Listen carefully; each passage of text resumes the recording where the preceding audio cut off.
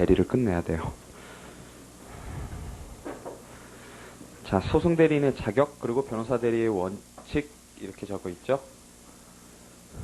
자, 그래서, 자, 양가로 1에 있는 게 원칙이고요. 첫 마디에 원칙 있죠? 거기 동그라미 빵 쳐놓으시고요. 양가로 2에 예외, 이렇게 해갖고 쭉 나오죠.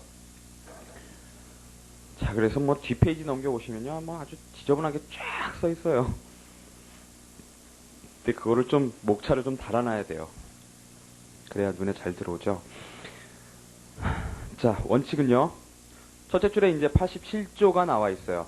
법률상 소송 대리인을 제외하고 그랬고요. 이를 변호사 대리 원칙이라 그랬고요.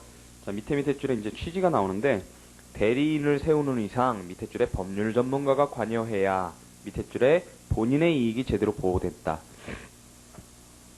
그게 취지고요.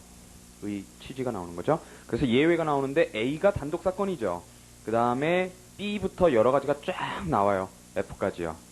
이렇게 쭉 나오는데, 자, A에 우선 단독 사건, 이게 제일 중요하니까요. 단독 사건 중 일정한 사건 그랬어요. 자, 그래서 이 부분을요, 책을 조금 만들어 놓으세요. 그 뒷페이지에 점 1 시작되는 부분까지요, 쭉 묶으시면은요, 그게 반가로 1의 취지고요. 의 취지. 그 다음에 점 1에서요, 점 2의 넷째 줄까지요. 넷째 줄에 규칙 15조 1항 끝나는 부분에 거기 슬래시를 딱딱 끄시고요. 그걸 전부 묶으시면은요, 반가로 2 적용범위고요. 그 다음 거기서 하나, 둘, 셋, 넷, 다섯, 6줄 내려가셔서요. 염려 때문이다 하는 부분이 있어요. 그 뒤에 슬래시를 딱딱 끄시고요. 그 부분을 묶으시면 반가로 3 대리인의 자격이고요. 그 밑에다가 규칙 15조 2항 이렇게 적어 놓으시고요. 그 다음에 거기서 하나, 둘, 셋, 네 줄까지 내려가셔서 규칙 15조 4항 끝나는 부분까지요. 거기 슬래시를 딱딱 끄시면요. 그 부분을 묶으시면 반가로 4 법원의 허가고요. 그 다음에 마지막은 반가로 5 하고 상소심 이렇게 하시고요. 자, 그랬을 때요. 우선 의 취지부터 보시면은요. 자, 첫째 줄에 단독 판사가 심판하는 사건 모두가 아니라 그 가운데 속가가 일정한 금액, 거기다가 뭐라고 쓰셔야 돼요? 5천이요. 중액 단독이요. 5천이고요. 사건에서는 친족 동그라미, 고용 동그라미, 그 다음에 법원의 허가 박스 이렇게 쳐놓으세요. 친족, 고용, 법원의 허가를 얻으면 비변호사라도 소송대리인으로 선임될 수 있도록 했다. 그거고요. 취지는요. 취지인데 이제 좀 문제점이 있어서 그 취지가 뭐냐면 예전처럼 이렇게 넓게 한 게 아니라 셋째 줄에 변호사 대리의 원칙이 사실상 무력화될 가능성을 고려해서 이렇게 줄였다는 거예요. 그래서 일정한 범위 자격도 놓고요. 그 다음에 이 적용 범위 부분도요. 세 부분으로 나뉘어져요. 세 부분으로 나뉘어지는데 우선 첫 부분은 이제 사물관할에 관한 얘기가 나오고요. 그 다음에는 이게 규정이 사물관할에 관해서만 규정해 놨단 말이죠. 속가로만 규정해 놨는데 그러면 단독하고 합의가 우리가 전에 보셨지만 사물관할로만 나뉘는 게 아니라 직분관할로도 나뉜단 말이죠. 그 경우엔 그럼 어떡할 거냐 하는 거예요. 그게 문제가 없다라는 거고, 그 다음에 점 2 부분에 이제 네 줄은 뭐냐면 중액단독이다. 그 얘기를 하는 거예요. 중액단독이다. 그래서 그러면 동그라미 1, 동그라미 3 하면 사물관할, 직분관할, 중액단독 이런 식으로 돼 있는 건데요. 첫째 줄에 보시면은요, 점 1의 첫째 줄에 단독 끝에요. 단독 판사의 사물관할 사건 중 속가가 일정액 이하의 사건 그랬고요. 그 줄 끝에요. 단독 판사의 판결 사건만을 규정했고요. 이에 준하는 재판 절차로서 속가와 연계 안 되는 단독 판사의 직분관할 사건, 거기다 박스를 쳐놓으시고요. 그리고 우리 봤던 거죠. 재소전화에, 특히요. 재소전화에 대하여는 언급이 없다. 그랬고요. 각주가 새로 달렸죠. 입법적 미비 그래가지고요. 그 다음에 거기서 세 줄 내려오시면은요. 본법에서 위임받은 자, 대법원 규칙에서도 겨우 속가가 5천만 원 이하 그랬어요. 대법원 규칙 박스, 속가가 5천만 원 이하 박스요. 본안으로 하는 신청 사건 및 부수 신청 사건만을 규정하였을 뿐이다. 즉 직분관할에 대해서는 아무 얘기도 없다. 그 얘기가 나와 있는 거고요. 그 다음에 점 2에서는 이제 중액단독이라는 얘기를 하는 거예요. 두 줄 내려가시면은요, 세 줄 내려가시면 가운데 단독 사건 중 속가가 5천만 원 이하의 민사 본안 사건과 이를 본안으로 하는 신청 사건 및 부수 신청 사건으로 한정했다. 그 위에 있는 얘기 그대로 나오는 거고요. 그 다음에 이제 대리인의 자격이 그 다음부터 나오는 거죠. 거기 자격, 거기 이제 동그라미를 빵 쳐놓으시고요. 자, 우선요, 그 친족관계하고 아까 고용관계 이렇게 두 가지라고 했어요. 친족관계에 박스를 쳐놓으시고요. 밑에 줄에 끝에 보시면 고용등 관계 있어요. 거기다 박스를 쳐놓으시고요. 자, 친족관계는요. 당사자의 배우자, 이거 규칙에 있는 거예요. 당사자 배우자 또는 사촌 안의 친족으로서 당사자와의 생활관계에 비추어 상당하다고 인정되는 자 그랬고요. 고용등 관계는요. 밑에 줄에 당사자와 고용등 계약관계를 맺고 그 사건에 관한 통상 업무를 처리 보조하는 사람으로서 그 사람의 담당 사무 등의 위치가 상당하게 인정되는 자 그랬단 말이죠. 그러니까 거기 줄을 치시지 마시고요. 친족관계, 고용등관계 그런 다음에 규칙 15조 2항에다가 동그라미를 쳐놓으시면 돼요. 근데 그 축소한 이유는요. 거기 그 줄 끝에 변호사 대리 원칙의 잠탈 우려와 예외의 악용 염려 때문 이래서 이제 이 자격을 제한해 놨다는 거군요. 신법에서요. 거기서 이제 슬래시가 끊기고 이제 법원의 허가 부분이 나오죠. 자, 우선은요. 첫 번째 줄에 허가 신청은 서면 그랬고요. 그 다음에 그 밑에 줄에요. 보수를 받을 목적 끝에 안 된다 그랬어요. 보수를 받을 목적 안 된다 그랬고요. 변호사 보호하기 위한 거죠. 그 다음에 밑에 줄에요. 어느 때나 취소할 수 있지만 그리고 88조 3항 거기 동그라미 쳐놓으시고요. 더 가시면은 청구 취지 확장 등으로 5천만 원을 초과하는 때에는 허가를 취소하고 그랬어요. 즉 뭐냐면 원칙적으로는 재량이에요. 저량인데 그게 예외적으로 소가가 5천만 원 뛰어넘어가 버리면 당연히 그때는 중액단독 넘어가 버리는 거잖아요. 그러니까 그때는 당연히 필수적으로 취소해야 된다는 거예요. 그 다음에 그 끝에는요. 단독 사건이라도 2심으로 올라가게 되면 합의부만 있죠. 2심에는 단독 판사라는 게 없죠. 당연히 합의 사건이 되므로 변호사 대리 원칙으로 돌아간다 그랬고요. 그 다음에 거기 배상 신청은 보실 거 없고요. 소액 사건만요.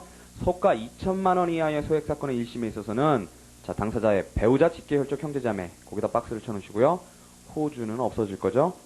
배우자 직계혈족 형제자매 박스 쳐놓으시고요. 그 다음에 법원의 허가 없이도 거기도 박스 치시고요. 소송 대리인이 될 수 있겠다.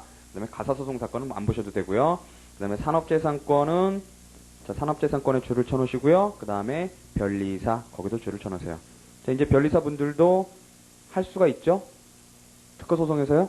특허소송에서 소송대리 변호사 아님에도 불구하고 할 수 있는 예외가 인정이 됐어요. 자 그 다음에 비송사건 거기만 줄을 쳐놓으세요. 비송사건 소송 능력자이면 그랬어요. 소송 능력자이기만 하면 비송사건에서는 대리인 될 수 있다는 거고요. 그건 별로 중요한 게 아니죠. 그러니까 제일 중요한 건 중액단독하고 소액단독 그거고요. 그 다음에 이제 위반의 효과가 양가로 3번에 있는데 자 변호사 대리의 원칙을 위반하면 문제가 무권 대리 문제로 되는 거예요. 변호사 아닌 자가 변호사 대리 원칙이 적용되는 사건에서 대리를 하면 소송 대리를 하면 무권 대리 문제로 되는 거예요. 무권 대리 범위가 굉장히 넓어요. 자 소송 대리권의 수여 그랬는데요. 처음에 이제 양가로 1이 수권행위에 관한 얘기고요. 그 다음에 양가로 2가 소송 능력에 관한 얘기예요. 우리가 소송 능력에서 봤던 얘기고요. 양가로 3이 대리권의 증명에 관한 얘기예요. 그래서 수권행위를 보시면은요. 자 수권행위는 그랬어요. 둘째 줄에 소송행위 그랬고요. 끝에요. 단독행위 그랬고요. 그 다음에 수권행위는 취소할 수 있으나 소급표가 없다 그랬어요. 소급표가 없다 그랬고요. 그 다음에 그 밑에 줄에는 밑에는 뭐가 나오냐면 그거하고 이제 위임계약하고 수권행위하고 위임계약하고 우리 민법에서도 얘기하잖아요. 그거 얘기 나오는 거예요. 위임계약 그랬고요. 밑에 줄에 보시면 별개의 단독적 소송행위 그랬어요. 그래서 무인성 뭐 이런 거 얘기 나오잖아요. 그죠? 유인성, 무인성 이런 얘기 나오고요. 그러니까 위임계약이 뭐 하자가 있을 때 수권행위도 취소, 무효되는가, 실효되는가 이런 얘기들이 있는데요. 그 얘기예요. 그 별로 중요할 건 없죠. 민법 문제니까요. 그 다음에 소송 능력은요. 자, 우리가 어제 소송 능력에서 봤던 얘기예요. 본인이 소송을 위임을 함에 있어서는 소송 능력 박스 치시고요. 있어야 한다. 법정 대리인이나 법률상 소송 대리인도 소송 위임을 할 수 있다. 그랬고요. 그 다음에 이제 세 번째는 자, 양가로 3번에요. 대리권 수여의 방식은 자유고요.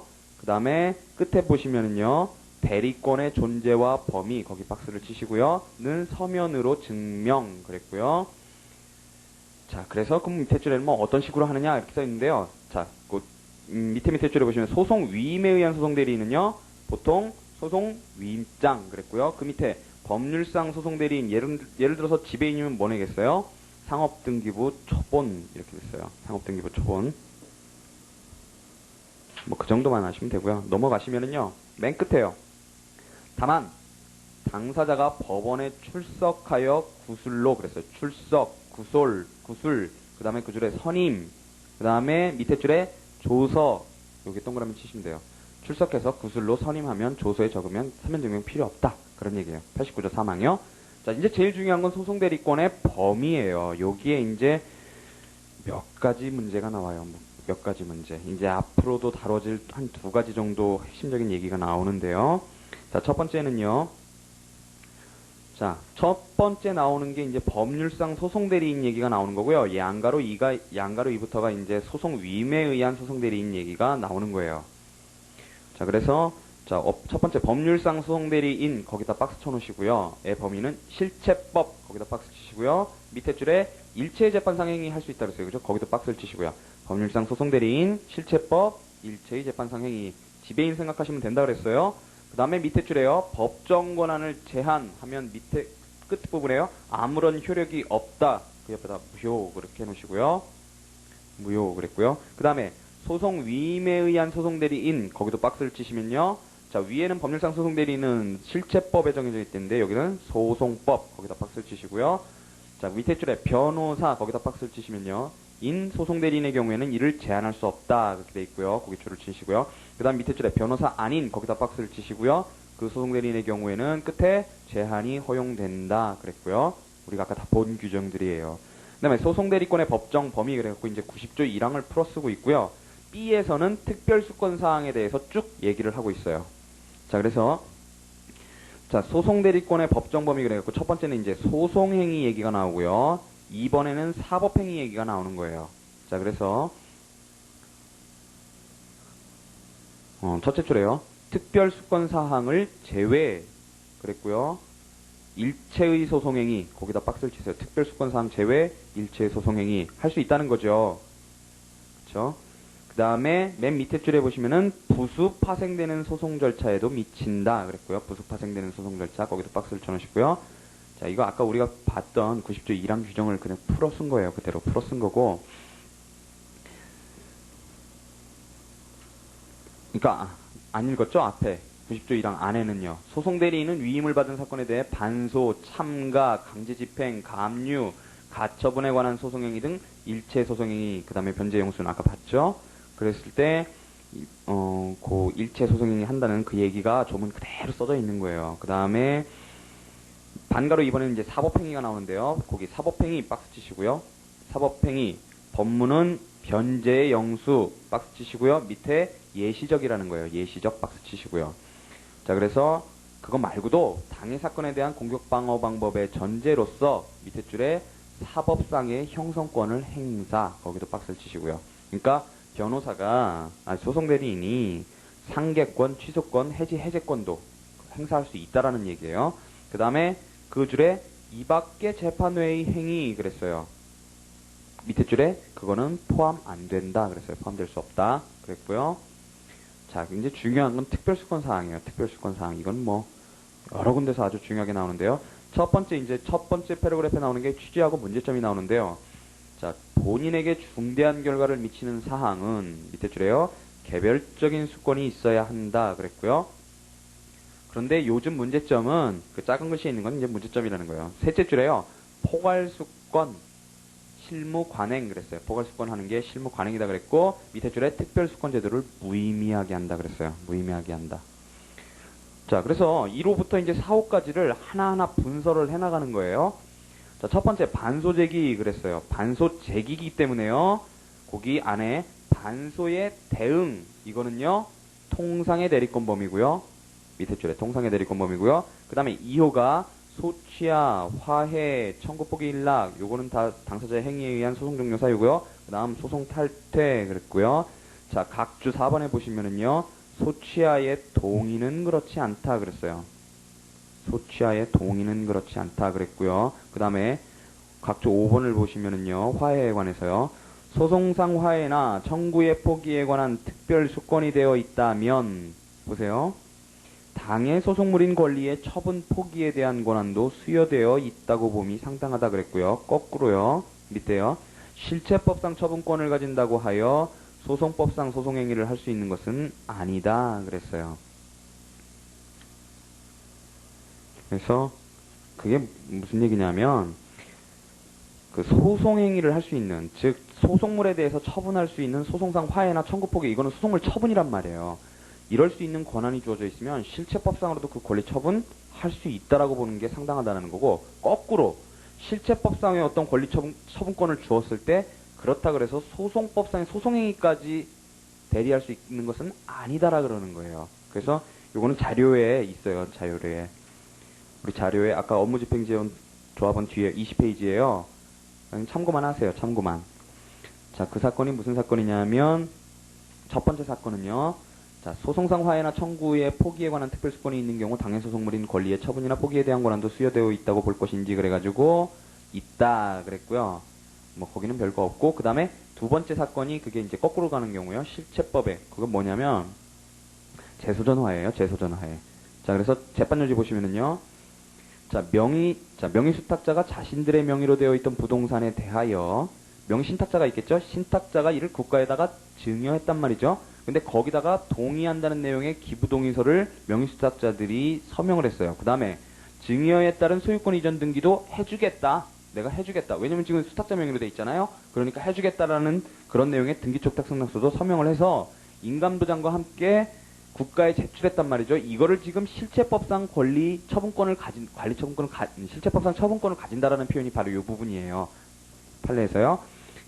그것만으로는, 그랬더니, 명의수탁자가 국가로 하여금 그 부동산에 관하여 재소전화의 방법으로 소유권 이전 등기를 격려하는 데 동의하고, 나아가 그 재소전화의 절차에서 명의수탁자의 소송대리인 선임 권한을 위임하는 취지로 볼 수 없다. 그랬단 말이죠. 그러니까, 국가에 그걸 명의수탁자가 국가에 이제 증여하는 거, 거기다 동의를 하고, 그 다음에 뭐 등기하는 것까지 전부 다 동의를 해줬단 말이죠. 그렇다 그래서 그거를 재소전화의 절차에서 국가가 나서가지고 소송 대리인을 선임할 수 있는 것까지 그럼 위임한 것이냐? 그건 아니라는 거예요. 그러니까 일으키는 가도 소송법에서 실체법 일으키는 가도 실체법에서 소송법 일으키는 아니다라는 그 판례에 지금 각조 5번의 판례 두 개가요. 이해되시죠? 예, 그 얘기고요. 자, 그 얘기고 그게 각조 5번이고 그 다음에 자, CC는요, 상소의 제기 또는 취하 그랬어요. 이제 여기가 이제 중요한 부분인데요. 우선, 첫째 줄에요. 불상소 합의, 그러니까 상소 안 하겠다는 합의요. 그 다음에 상소권 포기, 이 둘 다 상소권을 처분하는 거죠? 요것도 이에 준하여 특별수권을 요한다. 그 다음에 슬래시를 딱딱 크시면은요, 거기서 이제 중요한 문제가 나오는데 뭐냐면, 자, 요것 때문에 상소 제기를 하려면 특별수권 받으라 그랬단 말이에요. 그러면 상대방이 상소를 제기한 데 대해서 응소하는데도 그럼 특별수권이 필요한가? 이게 문제예요. 이게 문제고요.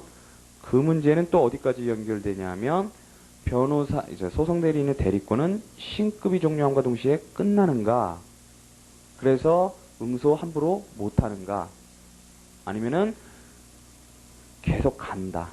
신급대리 아니고 계속 간다라고 생각해서 응소하는데 필요 없다. 이렇게 갈 것인가. 이게 문제라는 거예요. 즉, 여기의 주제는 신급대리 원칙의 인정 여부예요. 신급대리 원칙의 인정 여부요. 그래서 첫 부분에 이제 큰 글씨로 쭉 나온 게 긍정설이고요. 두 번째 패러그래프에 나오는 게 이제 부정설.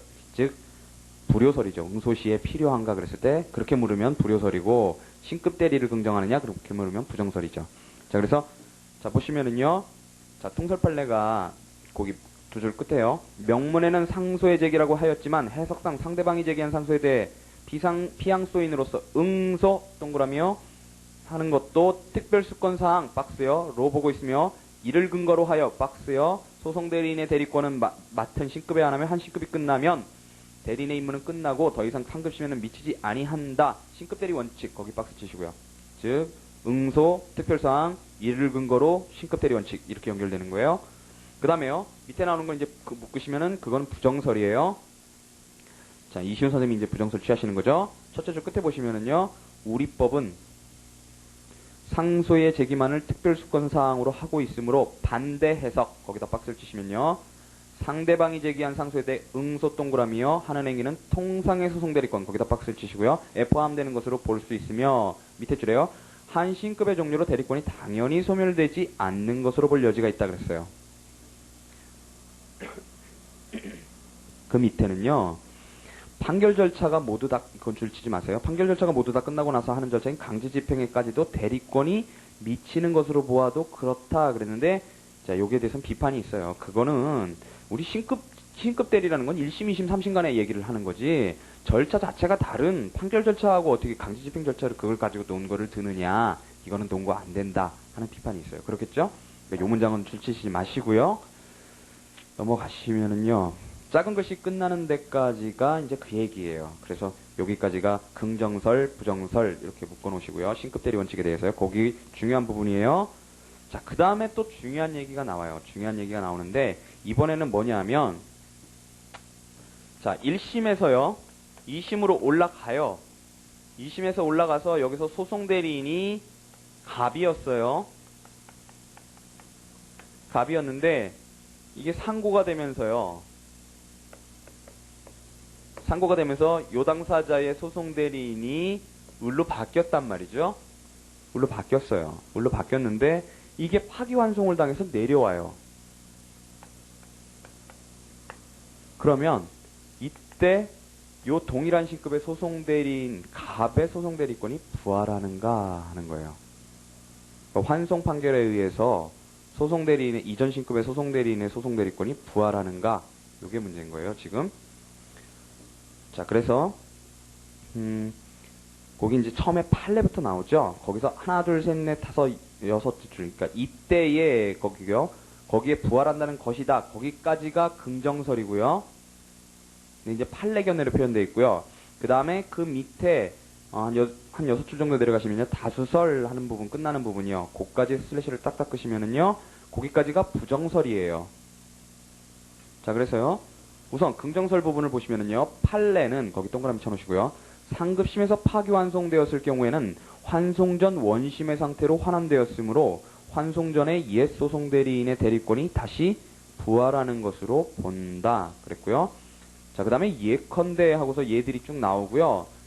확설의 내용과 근거가 전혀 없죠. 긍정설이에요. 그러니까 보충을 해야 돼요. 그래서 금방 우리 보셨던 그 판례들 밑에요. 환송 후 대리권 부활 여부 그랬어요. 그래서 긍정설, 부정설 그렇게 해놨죠. 자, 긍정설 보시면은요. 원칙적으로 부활하느냐 부활하지 않느냐는 당사자 본인의 수권행위를 해석하는 문제라는 거예요. 그렇지만 특별한 사정이 없는 한 원래 그 신급의 소송 대리인이 사실관계를 가장 잘 파악하고 있으며, 그게 첫 번째죠.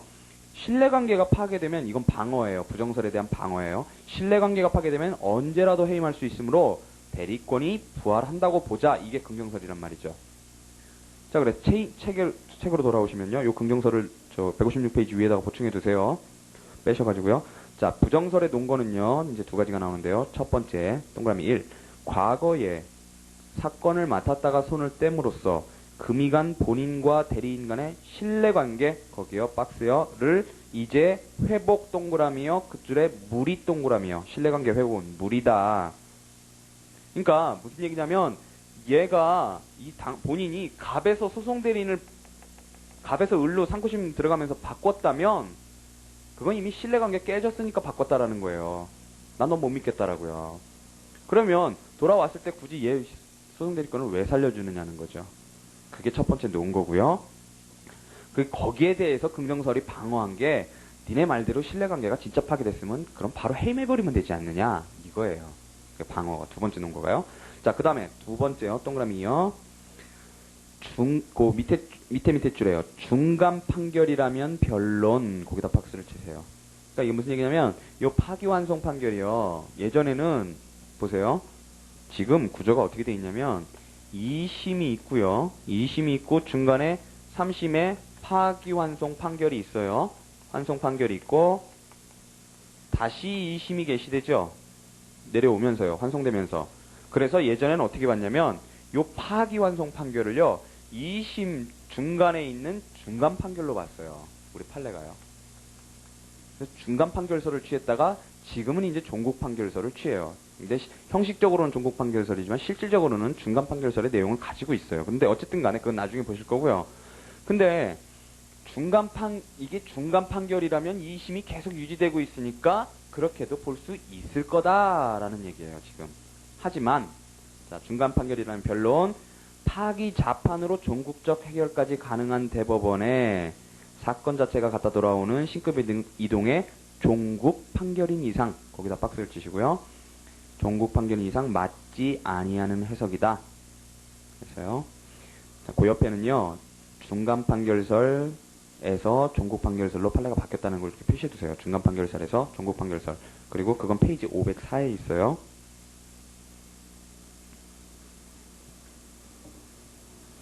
그리고 우리 자료에는 거기에 이제 판례 태도가 좀 자세하게 세 줄에 걸쳐서 나와 있죠. 그러니까 이게 문제가 뭐였느냐면요. 이게 사실은 요대로만 생각하면 여러분들이 별로 문제의식을 못 느끼세요. 자, 3심에서 돌아오면서요. 파기 후의 환송심이요. 요 판례 사안이 그런 거예요. 파기 후의 환송심이 소송 서류를 누구에게 송달했느냐. 우리 판례가 지금 신급 환송 부활 인정한다 그랬죠. 얘한테 소송 서류를 송달해버린 거예요. 그럼 얘는 이미 끝났잖아요. 신뢰관계 깨졌잖아요. 그러니까 얘가 본인한테 말을 해주겠어요?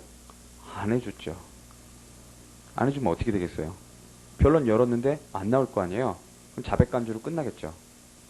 전부 자백간주로 해가지고 어떻게 돼서 내려왔든 간에 깨져버린다는 거예요. 본인이.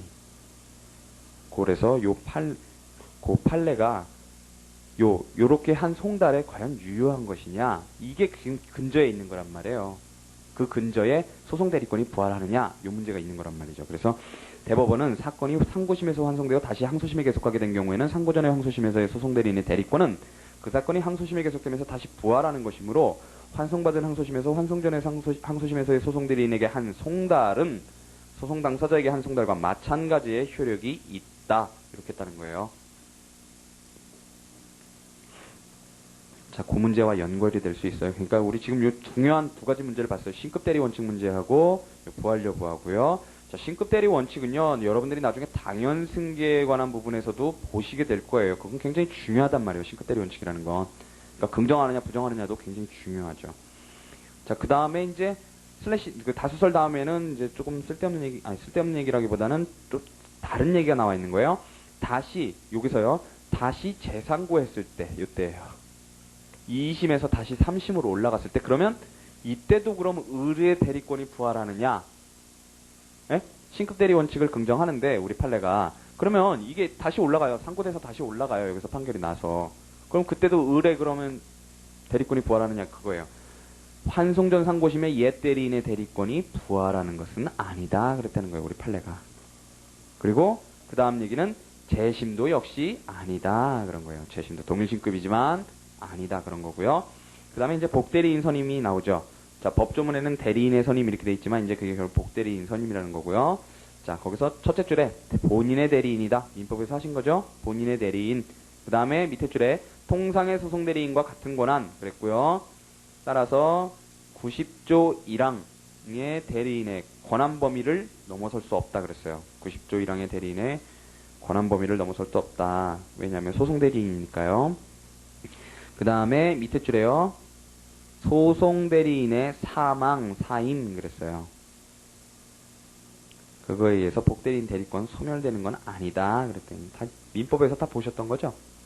보신 거예요. 그 다음에 자, 소송 대리인의 지위가요. 보세요. 첫 번째 제3자인 지위가 있고요. 두 번째 소송 수행자로서의 지위가 있고요. 그 다음에 세 번째 본인의 경정권이 나오고요. 네 번째 개별 대리 원칙이 나와요. 자, 보시면은요. 제3자인 지위요. 자, 소송 대리인의 행위, 거기 박스를 치시면요. 157페이지 첫째 줄에 대리인에게 미치지 않는다 그랬고요. 그 효력이요.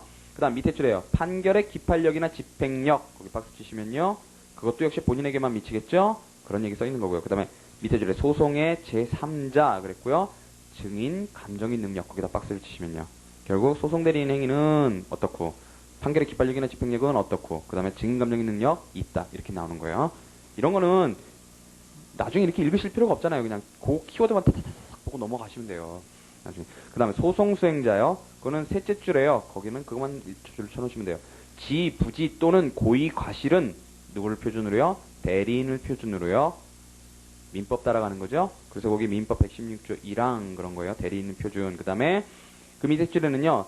당사자 본인의 고의, 과실로 대리인의 부지 이때 이른 경우에 밑에 줄에요. 그거를 내세워갖고 자기 이익으로 원용할 수는 없다는 거예요. 그러니까 대리인이 몰랐고 그게 이제 당사자 본인의 고의 과실 때문이었을 때 그거를 아이고 이거 그래도 인정해줘야 되지 않겠느냐라고 못한다라는 거예요. 몰랐다고 인정해줘야 되지 않겠느냐 그런다는 거죠. 그 다음에 이제 중요한 건 본인의 지위, 여기서 경정권이죠. 경정권인데요. 자, 둘째 줄에요. 자, 소송대리인 선임돼 있어도요. 둘째 줄에 본인 자신의 고유의 소송 수행권은 상실하지 않는다 그랬고요. 밑에 줄에요. 따라서요. 소송 서류를 본인에게 송달 동그라미 할 수 있으며 법률상 부적법한 것이 아니다 그랬고요. 그 다음에 그 줄 끝에요. 같이 기일에 출석 동그라미요. 변론 동그라미요. 해도 무방하다 그랬고요. 그까지가 이제 본인의 소송 수행권에 관한 얘기고요. 그 밑에부터가 이제 경정권에 관한 얘기예요. 전부. 첫째 줄에요. 둘째 줄에요. 사실상의 진술 거기 박스를 치시고요. 취소하거나 경정 이렇게 할 수 있어요. 했는데 그 밑에 줄에 그걸 경정권 박스요. 본인의 진술을 우선 그랬고요. 밑에 줄에 본인 또는 법정대리인이 이랬어요. 경정권은 본인 또는 법정대리인을 갖는다는 거고요. 그 다음에 네 번째로 이제 나오는 게 경정의 대상 나오는 거예요. 대상. 자백 등의 사실상의 진술의 하나므로 그러고요. 따라서 사실상 진술 아닌 어떤 신청이라든가 소송물 자체를 처분하는 행위라든가 요런 그 다음에 법률상 진술이라든가 이런 건 포함 안 된다. 거기 줄을 쳐놓으시고요. 그 다음에 다섯 번째로 지체 없이 그랬어요. 지체 없이. 지체 없이 경정해야 돼요. 지체 없이 경정 안 하면 이제 못 하게 돼요. 자, 그래서요. 자, 아까 법정 대리인은 어땠어요? 경정권이라는 게 있었나요? 없죠? 그런 게 없어요. 자, 그런 걸 보시려면요. 자, 사례 18 보세요. 사례 18. 11페이지예요. 케이스요. 그걸 한번 비교를 해보세요.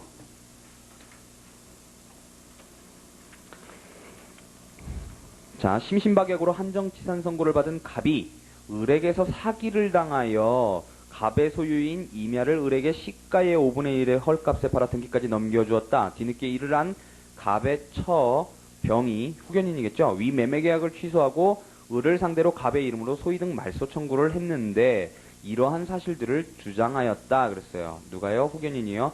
이에 대해 을은 갑을 속인 적이 없다고 주장하였고 갑은 변론기일에 나타나서요. 을에게 속아서 그 임야를 판 것이 아니라 을이 불쌍해서 싸게 판 것이므로 병의 말은 자기 와이프의 말은 믿으면 안 된다고 주장하였다. 이렇게 했단 말이죠. 이 경우에 법원은 갑과 병의 진술 중에서 누가 한 것을 당사자의 진술로 볼 것인가? 누구예요? 누구예요? 후견인이죠? 후견인이죠. 후견인. 이때는 소송 무능력자가 말하는 거 들어주지 말아야죠. 한정치산 선고받은 사람인데요. 그 다음에 이때 위에서 소송 중에 병이 갑자기 사망했다. 그러면 법정대리인 사망하면 어떻게 돼요? 아까 소송 절차 중단된다 그랬어요. 그죠? 본인 사망한 것과 준해서요. 그 얘기가 써 있는 거고요. 그 다음에 20번을 보세요. 20번을 보시면 갑이 을에게서 사기를 당하여 갑의 소유인 임야를 을에게 시가의 5분의 1의 헛값에 팔아 등기까지 넘겨주었다. 똑같죠? 뒤늦게 이를 후회한 갑이 위 매매계약을 취소하고 변호사 병을 선임하여 을을 상대로 소유권 이전 등기 말소 청구를 하였다. 병이 변론에서 위와 같은 사실들을 주장하였고 이에 대하여 을은 갑을 속인 적이 없다고 주장하였다. 그런데 바로 그 길에 갑이 나타나서 을에게 속아서 임야를 판 것이 아니라 을이 불쌍해서 싸게 판 것이지만 뒤에 을이 갑에게 별로 고마워하지 않기 때문에 계약을 해지하는 것이라고 주장하였다. 이 경우에 병원은 갑과 병 중에서 누구의 진술을 당사자의 진술을 볼 것인가? 누구예요? 이번에는 본인이죠. 네, 본인이에요. 그래서 거기 그런 나와 있는 거고요. 예, 보시면은요.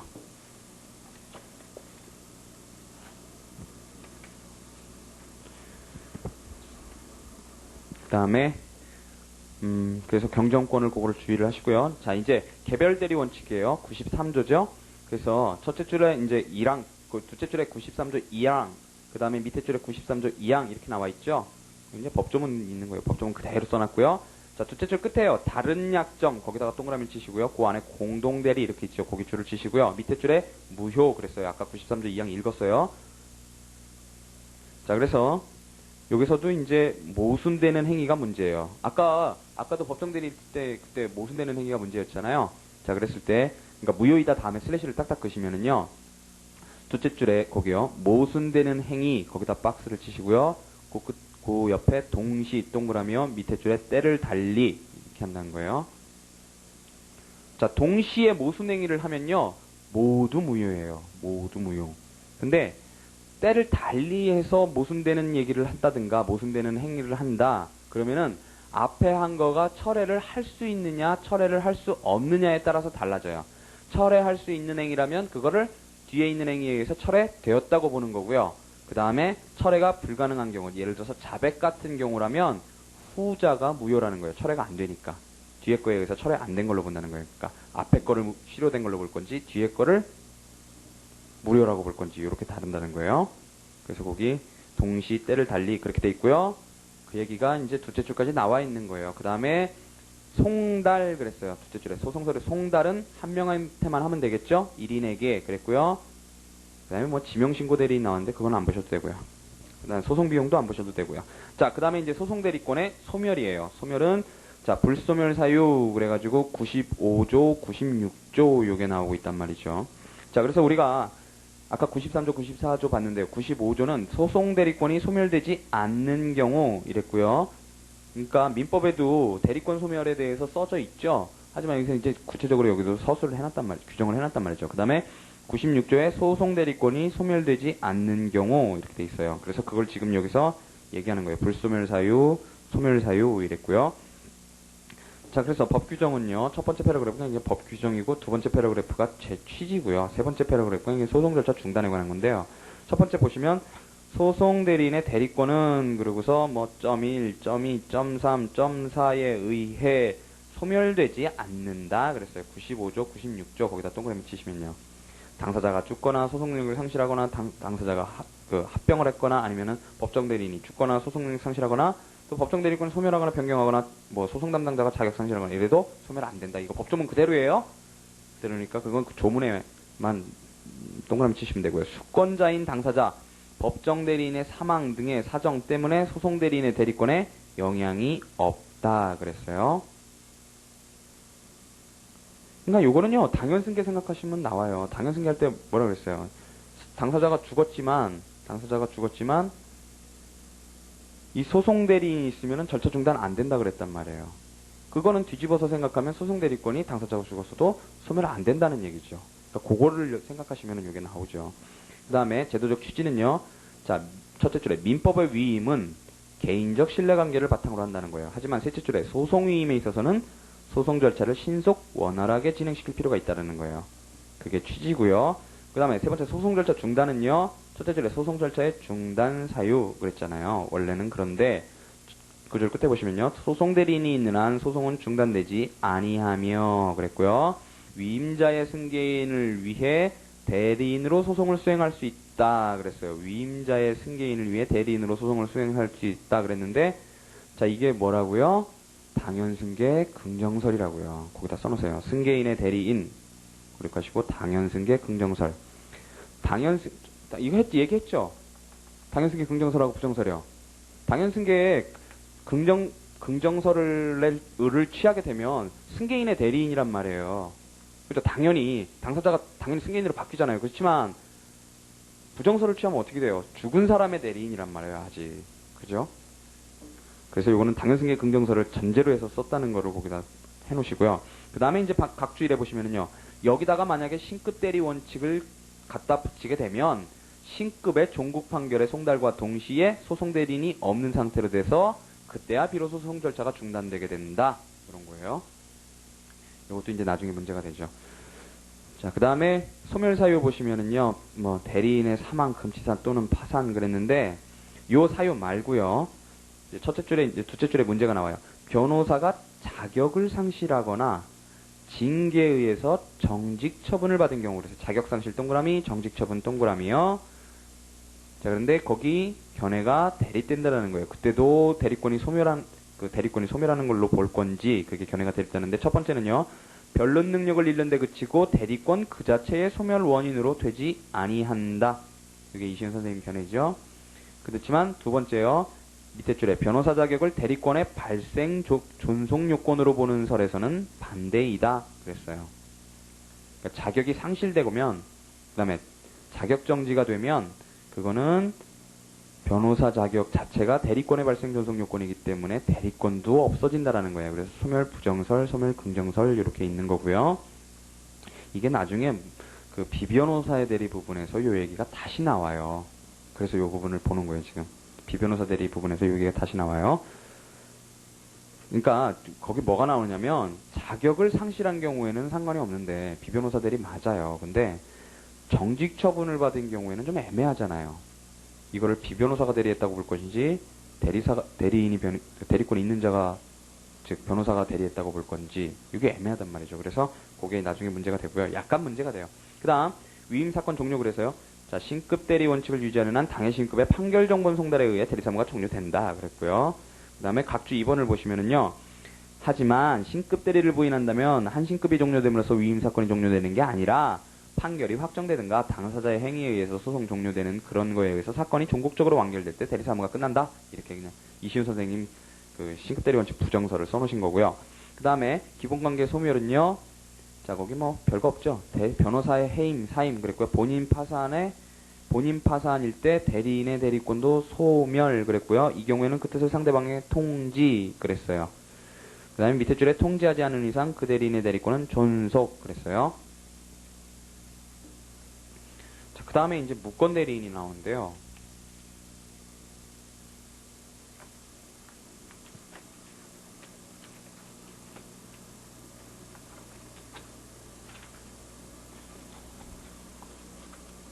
자, 무권 대리는 약간 개관을 하면요.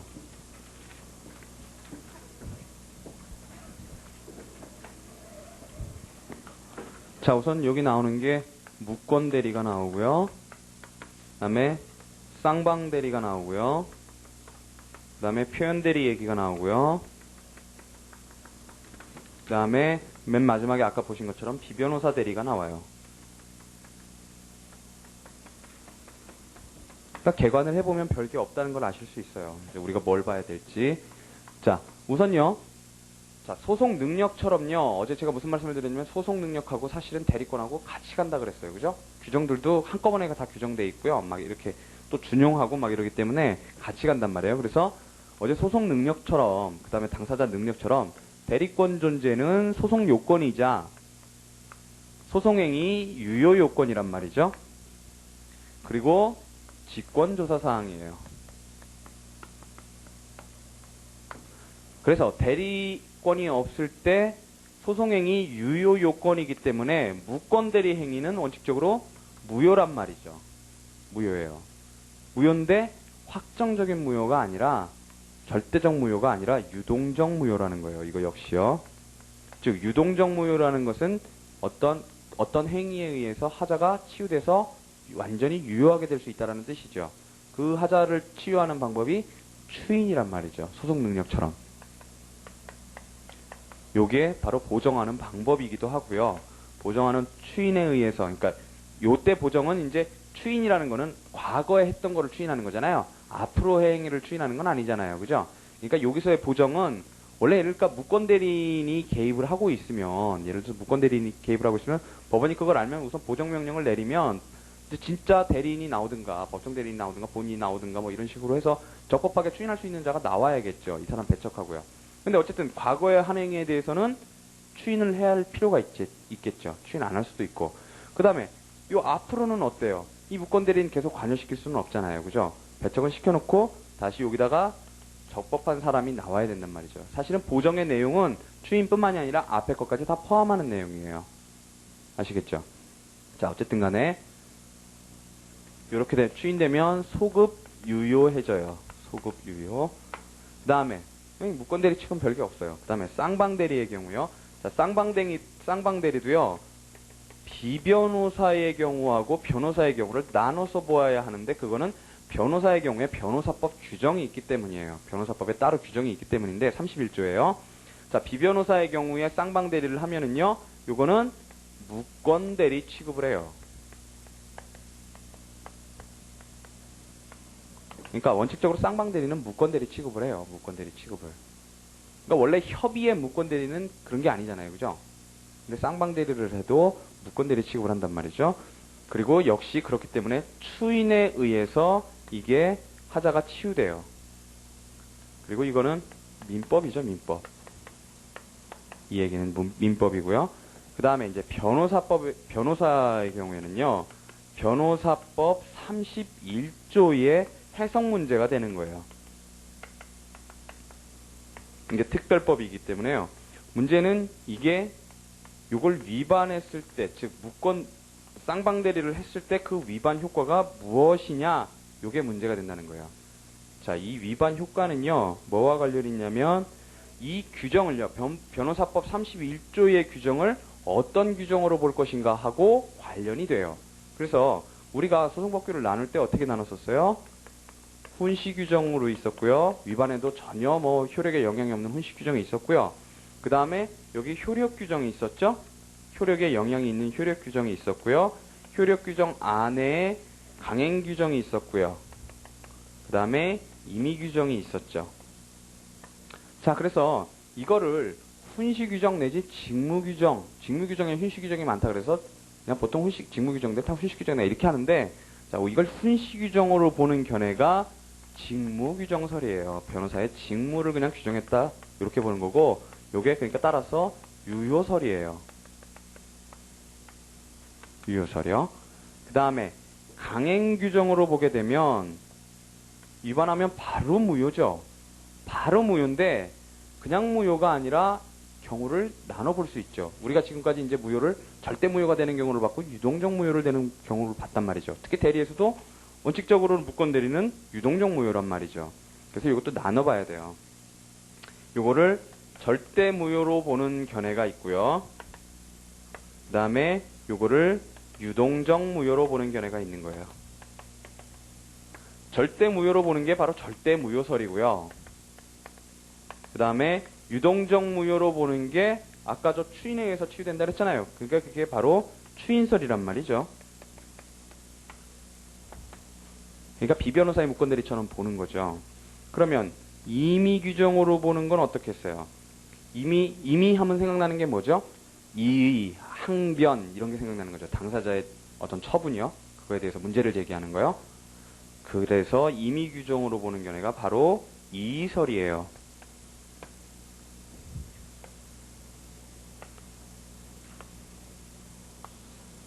사실 여기는 호문혁 선생님 같은 경우는 좀 요거를 좀 달리 취급을 하세요. 달리 취급을 하시는데 한번 우리 변호사법 31조를 한번 볼까요?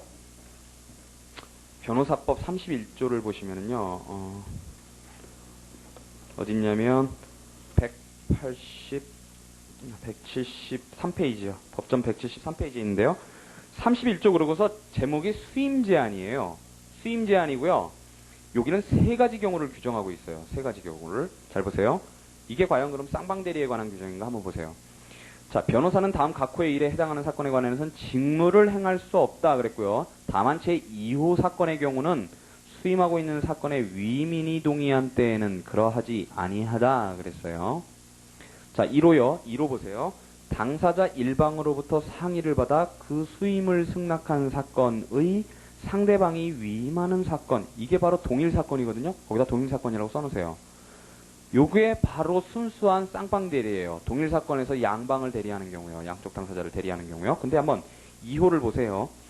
수임하고 있는 사건의 상대방이 위임하는 다른 사건 그랬어요. 이건 예를 들어서 뭐냐면요.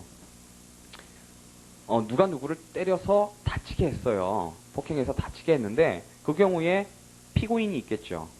가해자가요. 피고인이 돼서 형사사건화돼서 이제 피고인이 됐을 때 그 형사사건에서 대리를 했던 자가 이제 그게 민사사건화 됐어요. 피해자가 이제 가해자에게 손해배상 청구를 했단 말이죠. 하고 있는 자든 했던 자든 간에 그 변호사가 다시 이번에는 민사사건에서 피해자 측 소송대리인이 되는 경우예요. 이거 쌍방대리 아니죠. 쌍방대리요? 쌍방대리 아니에요. 그리고요. 3호 보세요. 공무원, 조정위원 또는 중재인으로서 직무상 취급하거나 취급하게 된 사건 그랬어요. 이것도 못해요. 이거 쌍방대리예요? 전혀 쌍방대리하고는 전혀 상관없는 규정이에요. 3호는요. 근데 자, 우리 지금까지의 모든 학자분들은요. 거의 모든 학자분들은 물론 안 그러신 분도 있어요. 한두 분 있는데 요거를 다 한꺼번에 취급을 했어요. 변호사법 31조를요. 한꺼번에 취급을 하셔서 그래서 대부분 어디로 가시느냐면 이의설로 가신단 말이죠. 이의설로요. 자, 순수한 무권 대리의 경우에는 추인으로 가죠. 그게 약간 다른 점이에요. 그래서 이설로 간단 말이에요. 이걸 임의 규정으로 봐가지고. 그런데 이제 홍은혁 선생님 얘기는 뭐냐면 규정 나눠보자라는 거예요. 규정을 나눠봐서 순수한 쌍방대리 규정인 2로 같은 경우에는 무효죠. 무효지만 이거는 똑같이 무권대리처럼 추인으로 가면 된다는 거예요. 추인으로. 비변호사의 쌍방대리처럼요. 추인으로 가면 되고 그게 아니라 3호처럼 품위유지를 위한 규정, 직무의 공정성을 위한 규정, 이런 규정 위반의 경우에는 그때 이설로 가자는 거예요. 그게 이제 홍문혁 선생님 견해인데 제가 뭐 홍문혁 선생님 견해를 알고 계시라고 지금 말씀을 드리는 게 아니라 여러분들이 이제 변호사법 31조를 알고 계셔야 된단 말이에요. 알고 계셔야 이게 만약에 이런 유사한 게 나왔을 때 이게 변호사법을 찾아보실 수가 있죠. 여러분들이 그냥 막연하게 변호사법 안 찾아보시고 그냥 변호사의 쌍방대리다 이렇게만 생각하고 계시면 쌍방대리 아닌 사건이 나왔을 때 이 변호사법 31조하고 연결을 못 시키세요. 그래서 이걸 알고 계셔야 되고요. 그러니까 이 취지가 약간은 다른 거예요. 요 1호하고 2호하고 3호하고 2호는 애매하고요. 약간 중간적인 형태잖아요. 애매하고 2호는 적어도 쌍방대리 규정이고 3호는 직무공정성을 위한 규정이라는 거죠. 그러니까 3호 같은 경우는 뭐냐면 예를 들어서 제가 판사로서 아니면은 공증인으로서 만약에 그 사건에 손을 댔었다. 그 사건에 손을 댔었는데 나중에 그 사건에 관해서 소송 대리를 한다든가 아니면은 지금은 이제 변호사분들이 법원으로 많이 들어가시죠. 요새는요. 그래서 법관으로서 뭐 이렇게 그건 변호사법이니까 그런 경우는 아니고요. 그런 경우는 아닌데 어쨌든 간에 전에 손을 댔던 사건에 그 다음에 소송 대리인으로서 손을 못 댄다라는 거예요. 아예 직무를 행사를 못 한다는 거예요. 그 규정이 그게 3호예요. 3호. 그래서 이게 판례가 있어요. 그래서 그게 사실은 공증인 경우도 포함이 돼요. 거기 공증인 없잖아요. 공증인도 포함이 돼요. 우리 변호사들이 공증 업무 할 수 있죠. 공증 업무 할 수 있고 법무법인도 공증 업무 한단 말이죠. 그래서 특히 우리가 판례가 있는 부분은 뭐였냐면 변호사가 직접 손을 안 대더라도 물론 이제 두 명이 됐었는데 두 명 중에 한 명은 서명을 했어요. 그 공정증서에다가 서명을 했고요. 한 명은 서명을 안 했었지만 문제는 그 법무법인의 소속 변호사였단 말이죠. 근데 우리 판례는 어떻게 해석하냐면 이 법무법인에 있는 모든 변호사들은 다 한 통속이잖아요. 한 변호사로 본단 말이에요. 그렇기 때문에 서명을 안 했어도 그 법무법인에 소속하고 있었으면 다 그 제한을 받게 돼요. 3호 제한을요. 이제 그런 우리 사안이 있었고 우리 책에도 그런 그 판례가 나와요. 자, 근데 요렇게 그러니까 여기 변호사법 1호에서 3호까지 알고 계시라는 거고요. 어쨌든 우리가 외울 거는 요 견해 4가지예요. 그런 문제의식을 가지고 4가지를 보시고요. 그 다음에 표현대리의 경우는 이 민소법에서도 민법의 표현대리 규정을 적용할 것인가. 그래서 긍부절이 있어요. 긍부절이.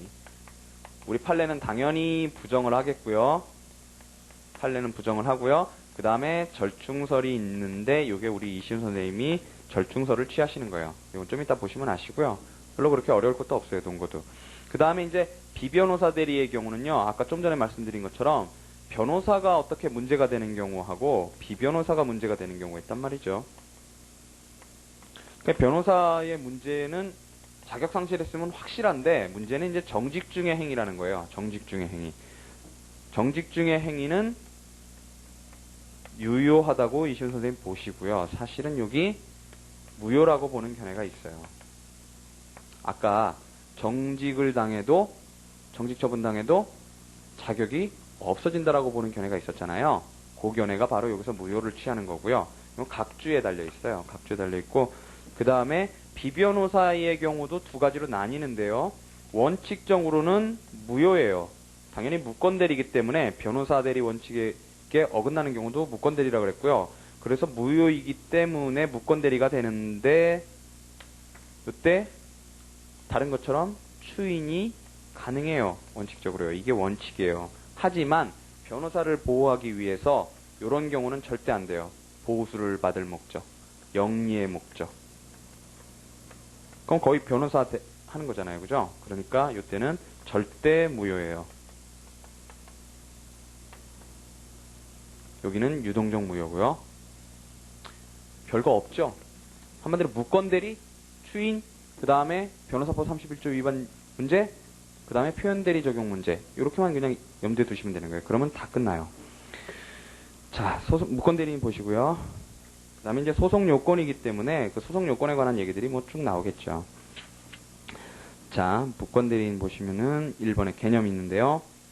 자, 잘 보세요. 우리가 무권대리라고 그럴 때는 원래 대리권이 없는 경우만 말을 해요. 그죠? 예를 들어서 임의대리인의 경우에 위임을 안 받았다든가 이런 경우만 보통 우리가 무권대리로 생각하기 쉬운데 여기 보시면 굉장히 폭이 넓어요. 자, 둘째 줄에요. 대리권을 수여받지 못한 경우 이게 가장 협의죠. 그 다음에 법정대리인의 무자격, 그 다음에 특별수권 없는 대리행위, 이것도 무권대리예요. 그 다음에요, 더 나아가서는요, 대리권을 서면으로 증명하지 못한 경우, 요 경우도 무권대리 취급을 해요. 주의를 하셔야 돼요. 그 다음에 송달받을 권한이 없는 자에게 잘못 송달된 경우도 같다 그랬어요. 그렇지만 각주 4번을 보시면은요, 송달받을 권한이 없는 자에게 잘못 송달되었으나 그로 말미암아 본인이나 소송대리인이 공격방어 방법 제출 등 실질적인 소송행위를 할 기회, 즉 절차 보장을 받았다면 451조 1항 3호의 재심사유인 대리권의 흠결에 해당 않는다. 이렇게 된 거예요. 그 다음에 그 둘째 문단에는요, 끝에 대표권 없는 자, 이것도 무권대리인에 준한다는 거고요. 대표자나 대리인이나 똑같으니까요. 자, 첫 번째 소송상 취급에서는요, 첫 번째 나오는 게 이제 소송행위 유효 요건이다라는 거예요. 거기다 박스를 쳐놓으시고요. 소송행위 유효 요건. 그래서요, 그 무권대리인이 소송행위를 하거나 그에 대해서 소송행위를 하면 넘기셔서 무효예요. 무효 동그라미 쳐놓으시고요. 그 다음에 이제 방가로 1부터 쭉 나오는 건 뭐냐면 유동적 무효 얘기를 하는 거예요. 방가로 1번에서는요. 자, 그래서 첫째 줄 끝에요. 추인하면 소급하여 유효 그랬고요. 괄호 안에 유동적 무효 그랬고요. 그 다음에 추인 방식은요. 밑에 줄에 명시, 묵시 불문하고요. 그 다음 그 줄에 시기요. 시기도 동그라미 치시면 거기도 제한이 없다고 써 있고요. 그 다음 밑에 줄에 추인은요, 원칙적으로 소송행위 전체에 대해서 해야 돼요. 원칙의 동그라미, 전체 동그라미요. 그런데 밑에 줄에요, 예외적으로 동그라미 일부 추인 허용된다 그랬어요. 그래서 각주 3번을 보시면은요, 무권대리인이 변호사에게 위임하여 소를 제기한 끝에 승소하고 상대방의 항소로 제2심에 계속 중 그 소를 취한 때에 1년의 행위 중에 소취하 행위만을 제외하고 나머지 소송행위만을 추인하면 유효하다. 이거 어디서 보셨어요? 소송능력에서 봤던 거랑 똑같은 얘기 나오죠? 그 다음에요. 자, 반가로 2에는요, 직권조사 사항이라는 것과 교정명령에 관한 얘기가 나와요. 자, 첫 줄에요. 법원의 직권조사 사항이다. 박스 치시고요. 하지만 밑에 줄에 끝에요. 직권탐지해야 하는 사항은 아니다. 직권탐지 사항은 아니다. 써 있고요. 그 다음에 밑에 줄에요. 조사 결과 발견하면요. 끝에 소송관여를 배척해야겠죠? 배척. 그 다음에 밑에 줄에 하지만 보정 가능성 있으면 거기 중간에 보정명령 하고요. 그 다음에 맨 끝에 보시면 일시적인 소송행위를 하게 할 수도 있다 그랬어요. 그래서 우리 맨날 하는 얘기 그게 나오는 거죠. 그죠? 소송요건에 관해서요. 그 다음에 양가로 2 옆에는요. 제소시부터 대리권 흠결 이렇게 하시고요. 자, 소송능력에서도 똑같죠? 제소시부터 대리권 흠결 있었고 그 다음에 양가로 2에서 그 한 패러그래프만 그렇게 묶으세요. 그 다음에 그 두 번째 패러그래프를 쭉 묶으시면은요. 그게 간과 판결이에요. 양가로 3 간과 판결이고 양가로 3을 묶으시면은요. 양가로 4 소송 계속 중 흠결이에요. 소송 계속 중 흠결. 똑같죠? 순서만 바뀌었을 뿐이지 소송 능력하고 똑같아요, 지금. 자, 그래서요. 제소시부터 대리권 흠결. 자, 제소시부터 소송 능력 흠결이면 뭐라 그랬죠? 뭐의 측면이 작용한다 그랬어요? 변론적 결시까지 보정되지 않는 한 소송 요건의 측면이 작용한단 말이에요. 부적법, 소 자체가 부적법하단 말이에요. 그래서 자, 첫째 줄에요. 소제기 과정. 그러면요. 끝에 줄에 소송 요건. 아니, 끝에 부분에 소송 요건 그랬고요. 밑에 줄에 보시면 변론적 결시까지 보정되지 않는 한 그 줄 끝에요. 소각하. 그 얘기만 줄을 치시면 되고요. 밑에 소송 비용 필요 없고요. 그 다음에 간과 판결을 보시면은요. 오른쪽 페이지 둘째 줄에요. 확정전이면 상소 그러겠죠. 사호 대리권 흠결이요. 424조 4호요. 그 다음에 확정 후 재심. 당연히 3호죠. 그때 대리권 흠결을 위해서 적용해 놓은 거니까요. 그러나 거기 끝에요. 거기 주의하셔야 돼요. 그때까지는 판결은 당연무효가 아니며 당사자 본인에 대해 효력이 생긴다. 자, 취소 사유도 원래 유효 안에 들어가는 거잖아요. 그죠? 유효한데 위법한 경우가 취소 사유잖아요. 원래. 그 다음에 이제 판결이 확정되고 나서도 추인이 가능해요. 그게 괄호 안에 써 있는 거예요. 그래서 그게 451조 1항 3호 단서에 있다. 그렇게 써 있는 거고요. 이건 나중에 또 보실 일이 있을 거고요. 소송계속중 흠결 보시면은요. 자, 첫째 줄에요. 그러니까 소송계속중 흠결은 뭐예요? 대리권이 있다가 대리권은 없어졌다는 거예요. 그죠? 그럼 어떻게 해요? 가라 그래야죠. 집에 가라 그러고 제대로 된 사람 불러와야죠. 그 얘기예요. 자, 무권대리인이 변론기일에 관여 그랬어요. 첫째 줄 끝에. 그러면 둘째 줄에 소송관여 배척 그랬고요. 본인에 대해서는요. 밑에 줄에 기일 불출석의 불이익 그랬고요. 그래서 자백간주 효과를 미칠 수도 있어요. 그 다음에 거기요. 항소가 무권대리인에 의해 제기된 경우에는 부적법한 것으로 항소 각하 판결 그랬어요. 물론 추인하면 괜찮겠죠. 추인하면 괜찮겠지만 원칙적으로 그게 항소심 변론 종료 시까지 보정되지 않으면 항소 각하 판결한다는 얘기고요. 그러니까 그 전까지는 대리권 있었다는 얘기죠. 1심에서는요. 자, 그 다음에 자, 쌍방대리 금지 그게 나와요. 그래서 양가로 1에 이제 민법상 통상의 쌍방대리 그게 나오는 거고요. 그 다음에 양가로 2번이니까 그게 비변호사예요. 그 다음에 양가로 2는 변호사법 제31조 위반 대리행위 이렇게 나와요.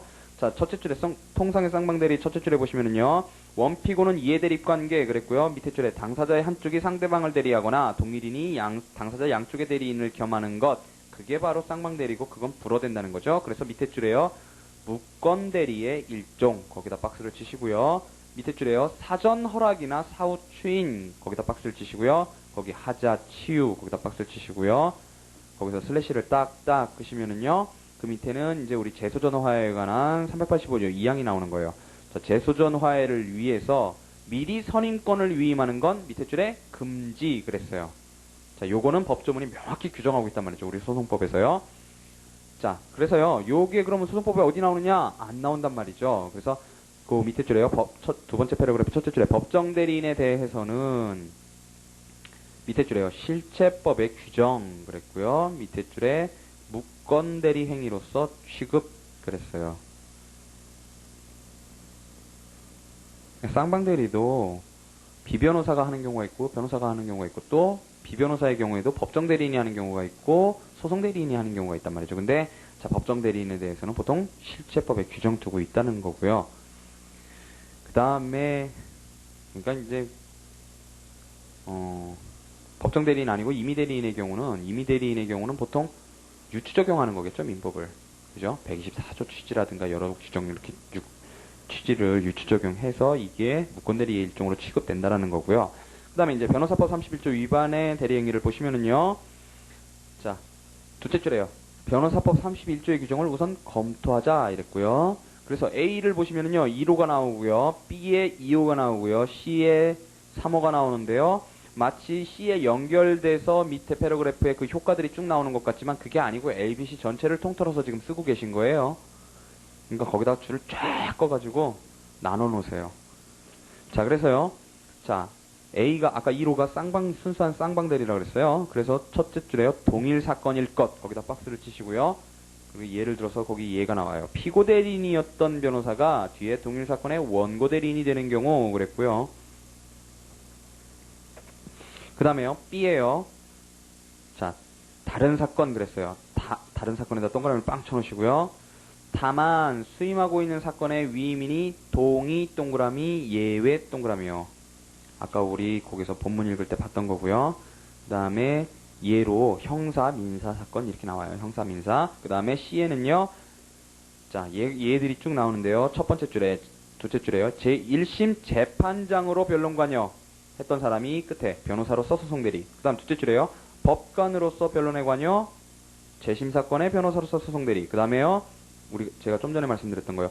합동법률사무소의 이름으로 공증한 사건에서 끝에요. 소속 변호사가 소송대리 하는 경우. 자, 법무법인도 같음 그랬고요. 거기 각주 7회 전원합의체 판결이 있죠. 그게 바로 그 판결이었고요. 여기서 이의서를 취했어요. 우리 판례가요. 근데 이제 우리 판례는 왔다 갔다 하고요. 여러 가지 견해들이 있어요. 하나로 정해져 있지 않고요. 자, 그래서 이제 그런 것들을 위반했을 때 효과가 그 밑에 두 문단으로 나뉘어져 써 있는데요. 자, 첫째 줄에 변호사법의 징계 사유가 되는 것은 물론이고 문제는 이에 위반된 소송행위의 효력을 어떻게 볼 것인가인데 자 보세요. 직무규정설, 절대무효설, 추인설, 이의설 그랬고요. 우리 판례는요. 보시면 추인설을 따른 예도 있고 주류는 이의설에 의한다 그랬고요. 그까지 슬래시를 딱딱 끄시면요. 그 뒤에 이제 검토가 나오죠. 절대무효설은 의뢰자에게 뜻밖의 손해를 입힐 우려가 있다 그랬어요. 다 해놓고 그게 나중에 절대무효면 어떡해요. 그러니까 의뢰인에게 뜻밖의 그걸 모르고 있다가 뜻밖의 손해를 입을 염려가 있다는 거고요. 그 다음에는요. 추인설은 여길 잘 보세요. 당초 의뢰한 당사자가 배신감을 갖고 문제 삼으려 할 상황인데 뒤에 선임한 본인의 추인에 의해 유효하게 되어 그랬단 말이죠. 예를 들어서 쌍방대리에서 A한테서 수임을 받았던 사람이 B를 수임하는 경우, B한테서 수임을 하는 경우인데 그럴 때 누가 추인을 하느냐? B가 추인하면 된다는 얘기란 말이에요. 왜냐하면 아직 A한테 수임을 받았던 단계에서는 쌍방대리가 아니잖아요. 그죠? 나중에 B한테 수임을 받는 순간 쌍방대리가 된단 말이죠. 그랬을 때 그 쌍방대리를 주장할 수 있는 게 바로 B라는 거고요. 그때 B가 추인하면 괜찮다는 얘기니까 지금 손해보는 사람은 A인데 그래서 지금 보호하려고 쌍방대리 못하게 하는 건데 B를 물론 이제 B 보호하려는 취지도 있겠죠. 그렇지만 그때 B의 추인으로 된다는 건 말이 안 된다는 얘기를 지금 비판을 하고 있는 거고요. 그 다음에 이제 그래서 이의설이 옳다 그렇게 되는 거예요. 먼저 선임한 상대방 당사자의 끝에서 둘째 줄에요. 먼저 선임한 상대방 당사자의 보호를 안중에 두었다 할 것이므로 이의설이 옳은 것 그랬어요.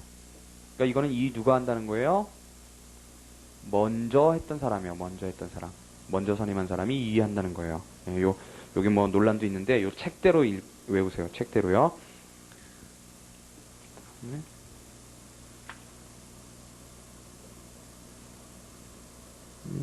요게요. 케이스 보시면은요.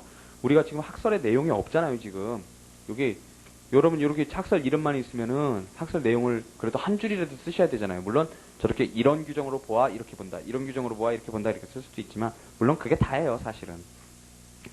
근데 그게 15페이지요. 케이스 15페이지에요. 쌍방대리의 소송상 취급 그랬어요. 그러니까 여기요. 무권대리, 변호사대리 원칙, 쌍방대리 여기 다 나오는 케이스예요. 요거 한번 나중에 보시고요. 자, 쌍방대리의 소송 취급 그래서 거기 학설의 태도의 직무규정설이 나오죠. 자, 동규정을 단순한 훈시규정으로 보는 견해에 의하면 소송법상 쌍방대리 행위의 효력에는 아무런 영향이 없고 이는 단지 징계사유에 해당할 뿐이다. 자, 훈시규정이라는 말 한마디 가지고 두 문장을 늘렸죠. 이렇게 쓰시면 돼요. 이렇게.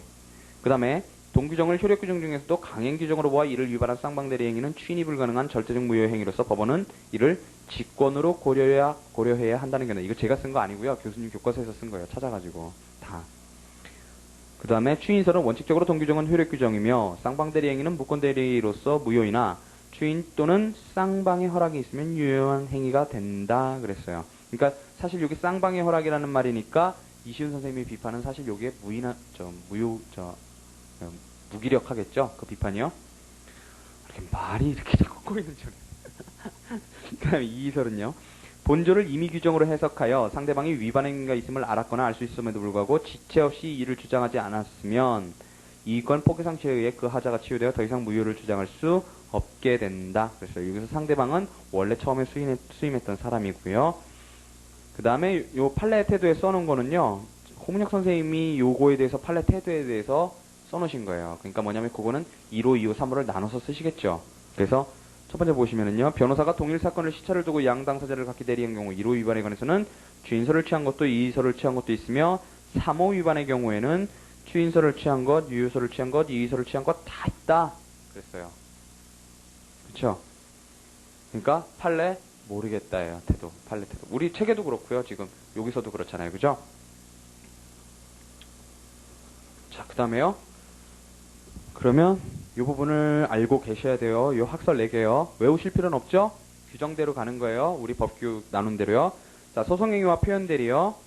자, 첫째 줄에 이제 얘기가 나오죠. 비록 무권대리인의 소송행위나 상대방이 대리권이 있는 것으로 믿고 그 믿은데 정당한 사유가 있을 때에 무권대리인을 상대로 소송 수행을 한 상대방은 표현대리법리에 의해서 보호를 받게 될까 하는 거예요.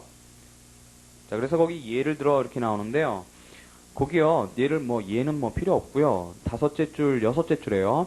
특히 하는 부분이요. 판결이 확정되었을 때, 을법인은 대표권의 흠을 이유로 재심 제기가 허용되느냐가 문제된다 그랬어요. 자, 그래서 상대방의 표현들이 주장할 수 있느냐 그런 거죠. 자, 예를 보세요. 예를 보시면은요. 갑이 을법인을 상대방으로 해서 소를 제기하면서 줄은 치지 마세요. 법인 등기부에 등재된 대표자 A를 현재의 진정한 대표자로 믿고 그를 상대방으로 소송 수행하여 승소했는데 나중에 보니까 A가 진정한 대표자가 아님이 판명되었을 때 등기부를 믿은 당사자 갑이 민법상의 표현대리 법리에 의해 보호를 받게 되는가? 이거 무슨 상법 문제 같죠?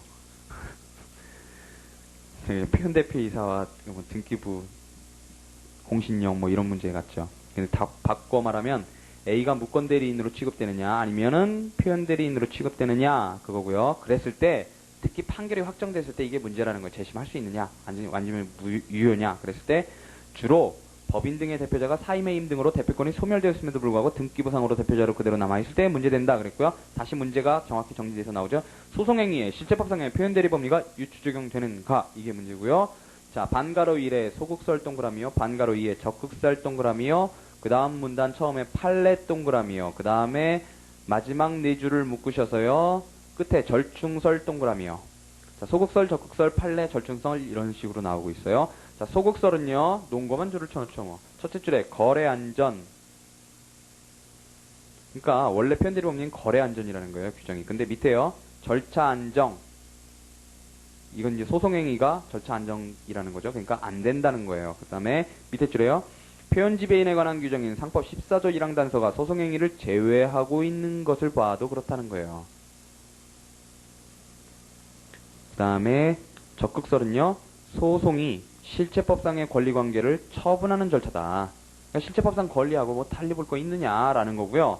그래서 밑에 법인을 보호하면서 밑에 줄에요. 상대방을 희생시키는 것은 공평의 관념에 반한다. 그 다음에 끝에요. 외관 존중의 요청은 역시 동일하다라는 거예요.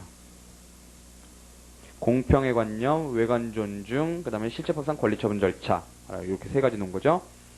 그 다음에 우리 판례는요.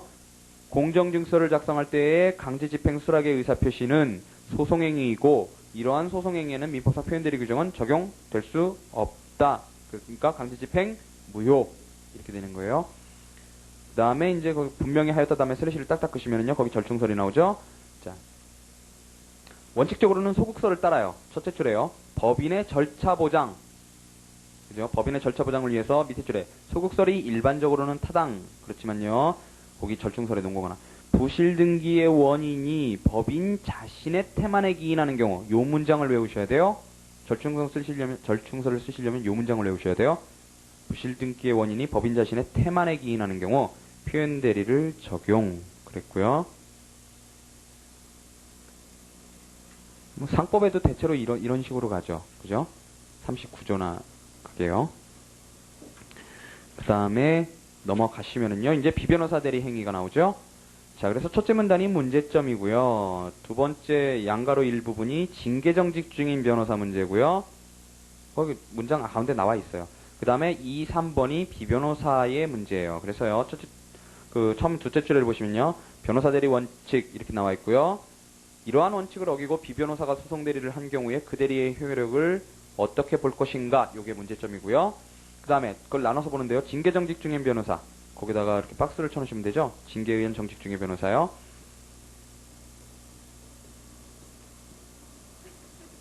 그래서 밑에 줄에 소송 관여를 배척하지만 간과 했을 때는요. 끝에 소송행위를 무효라고 볼 것이 아니다 그랬어요. 유효라는 얘기죠. 거기 각주 1번에 보시면은요. 반대 전병서 교수님이 나오죠. 그죠? 그래서 아까 그 썰을 취하고 계신 분이에요. 자격이 대리권의 존속 요건이 된다라는 거예요. 그래서 저 근데 정직 중이기 때문에 이게 자격 상실도 아니고 정직이기 때문에 약간 문제는 있어요. 근데 제가 한번 불러봐 드릴게요. 듣기만 해보세요. 전병서 교수님이 뭐라고 하셨는지. 사건을 수임하고 있는 변호사에게 정직을 명한 경우는 비위 행위가 결코 가볍지 않으므로 정직 기간 중의 행위에 있어서 변호사의 자격은 박탈되고 있다고 풀이해야 할 것이다. 또 의뢰자가 징계 사실을 알았다면 아마 통상은 그 변호사를 해임할 것이라고 보인다. 따라서 그 소송 행위를 간단히 유효라고 볼 것은 아니다. 이렇게 하신단 말이죠. 그러니까 뭐라고 봐요? 정직인데도 변호사 자격 박탈됐다고 본다는 거죠. 그 다음에 그걸 수임한 사람도 그 사실을 알았다면, 비위 사실을 알았다면 선임 안 했을 것이다라는 거죠. 해임했을 것이다라는 거예요. 그 두 가지 논거를 통해서 그걸 반대하는 거고요. 뭐 그렇게 중요하게 다를 문제는 아니에요. 더군다나 변호사법에 있는 거고, 그래서요. 자, 그 다음에 비변호사는요. 비변호사 두 가지로 나뉘어요. 양가로 인은 무보수고요. 양가로 3은 영리 목적이에요.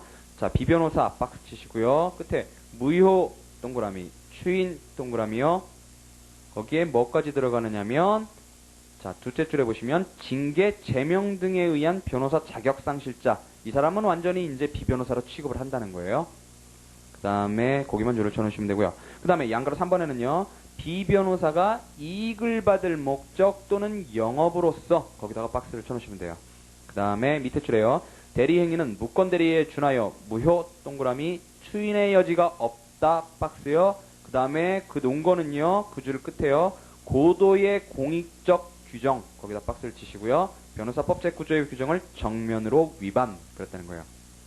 말은 고도의 공익적 규정이지만 실질적으로는 변호사를 보호하려는 규정이에요. 그 다음에 각주는 안 보셔도 되고요. 자, 그러면 우리 5분만 쉴까요? 5분만 그 시간 금방 가네요. 아니 5분이 아니라 수업이 있네요. 그 다음에 생각해보니까 그래 5분만 쉬세요. 5분만 쉬고 조금만 더 하죠 뭐.